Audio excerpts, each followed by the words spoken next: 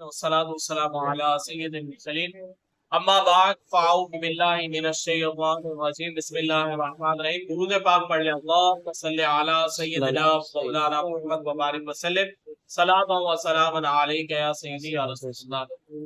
فیضان تراویح کورس ہمارا الحمدللہ یہ سلسلہ جاری ہے، اور اس کے اندر جو ہم نے کتنی رکعتیں ہوتی ہیں اس کا بھی ہم نے الحمدللہ مفصل جو وہ سماعت کیا۔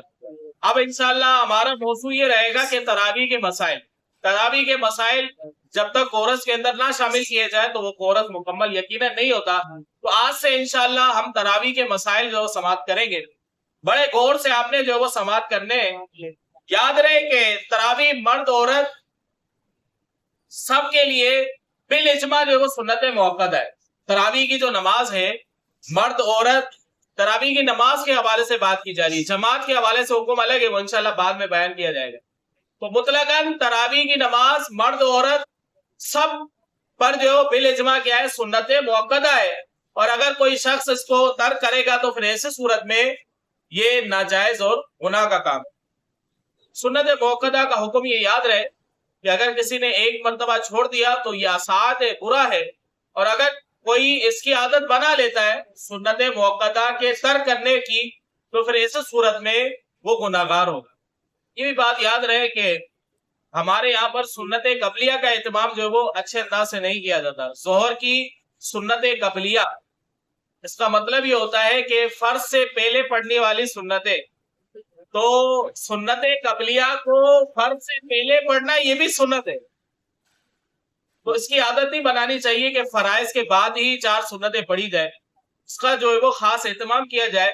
نبی کریم صلی اللہ علیہ وسلم کا یہ معمول رہا ہے کہ آپ جو ہے وہ سنت قبلیہ فرض سے پہلے پڑھتے تھے۔ سنت قبلیہ ہی نام ہے اس کا، تو فرض سے پہلے پڑھی جاتی ہے۔ فرض کے بعد جو ہے وہ اگر کسی کی نکل جاتی ہے وہ پڑھ لے گا، ہو تو جائیں گے، اور اس کو پڑھنی بھی لازمی ہے، لیکن وہ جو سنت قبلیہ والی سنت ہے اس پر جو ہے وہ اگر ہمیشگی فرمائے گا تو پھر ایسے صورت میں گناہگار ہوگا، اس سے بچنا ہے۔ بہرحال یہ ضمناً آپ نے مسئلہ سماعت کر لیا۔ تراویح کا وقت کب شروع ہوتا ہے؟ تو فرمایا کہ اس کا وقت جو ہے وہ عشاء کے فرائض کے بعد، آپ نے عشاء کے فرض پڑھ لیے 4، اس کے بعد جو اس کا وقت شروع ہوتا ہے۔ کب تک ہے؟ طلوع فجر تک، یعنی جب تک عشاء کا وقت ہے اس وقت تک جو ہے وہ آپ کی تراویح کا بھی جو ہے وہ وقت ہے۔ تراویح کا وقت جو ہے وہ اسی وقت تک ہے، لیکن شروع کب ہوگا؟ شروع فرض پڑھنے کے بعد ہوگا۔ عشاء کے فرض آپ نے پڑھ لیے تو تراویح کا وقت شروع ہو گیا، اب جو ہے وہ طلوع فجر تک جو ہے وہ یہ وقت ہے۔ اور یہ وتر سے پہلے بھی تراویح پڑھ سکتے ہیں، وتر کے بعد بھی پڑھ سکتے ہیں، اس میں جو کوئی حرج نہیں۔ اگر کسی کی جو کچھ رکعتیں تراویح کی نکل گئی، اب جو وہ امام صاحب جو وتر پڑھانے کھڑے ہو گئے، اب کیا کیا جائے؟ بقیہ تراویح کی رکعتیں پڑھی جائے یا جو وہ امام صاحب کے ساتھ جو وتر میں شامل ہوا جائے؟ تو یہ بات دیکھ کر ہے مسئلہ کہ اگر کسی شخص نے عشاء کی نماز جماعت کے ساتھ جو عشاء کی نماز پڑھی ہے فرض، تو پھر ایسی صورت میں اس کے لیے افضل یہ ہے کہ اب وہ وتر بھی جماعت کے ساتھ پڑھے، افضل۔ اور اگر اس نے جو وہ وتر کو مطلب جماعت کے ساتھ نہیں پڑھے، تراویح جتنی رہتی تھی وہ ادا کی اور اس کے بعد وتر ادا کیے، تو بھی نماز برابر ہو جائے گی۔ کہ اس کے لیے کہ جس نے جو وہ جماعت کے ساتھ نماز پڑھی عشاء کی، اس کے لیے حکم ہے کہ وہ وتر بھی کیا کرے، افضل یہ کہ جماعت کے ساتھ ادا کرے۔ اور اگر کسی نے عشاء کی نماز جماعت کے ساتھ ادا نہ کی تو ایسی صورت میں وہ وتر بھی کیا پڑھے، علیحدہ پڑھے۔ لیکن اگر جماعت کے ساتھ پڑھ لیتا ہے تو کوئی حرج نہیں، اس میں کوئی مسئلہ نہیں ہے۔ رمضان المبارک میں تو جماعت کا خاص اہتمام کیا جائے، ترک ہرگز نہیں ہونی چاہیے۔ رمضان المبارک میں جب ہم نفلی عبادت پر اتنا زور دیتے، اچھی بات ہے، بہت اچھی بات ہے، لیکن یہ کہ جو واجبات ہے اس پر تو زیادہ توجہ دینی چاہیے، تو جماعت کا جو ہے خصوصیت کے ساتھ اہتمام کیا جائے۔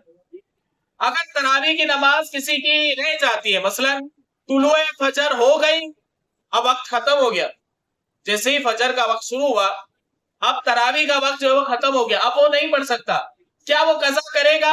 تو یاد رکھیں کہ سنت موقدہ کی قضا نہیں ہو، اب وہ قضا نہیں کرے گا۔ اگر بالفرض کسی نے پڑھ لیے تو وہ تراویح کی نماز نہیں کہلائے گی، بلکہ وہ نفل نماز کہلائے گی۔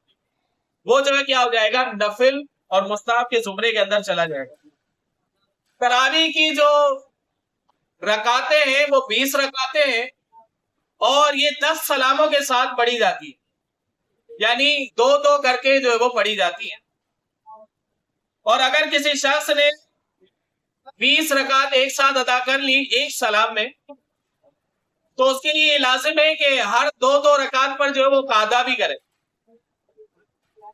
وہ ایسی صورت میں بھی تراویح ہو جائے گی، لیکن اس پہ کیا ہے؟ کراہت ہے، ایک ساتھ 20 رکعتیں پڑھنا، اس کے لیے یہ لازم ہے کہ ہر 2 رکعت پر جو ہے کیا کرے؟ قعدہ کرے۔ قعدہ کرنا اس کے لیے یہ سمجھ لو کہ لازم ہے، اور پھر جو ہے ایک سلام کے ساتھ پڑھ سکتا ہے، لیکن اس پہ کیا ہے؟ کراہت ہے۔ بہتر یہ ہے کہ 2 رکعت کر کے جو ہے وہ ادا کرے، اور اگر وہ بیچ میں اس نے قعدہ نہ کیا تو پھر ایسی صورت میں اس کی صرف 2 رکعتیں ہوں۔ نیت کے حوالے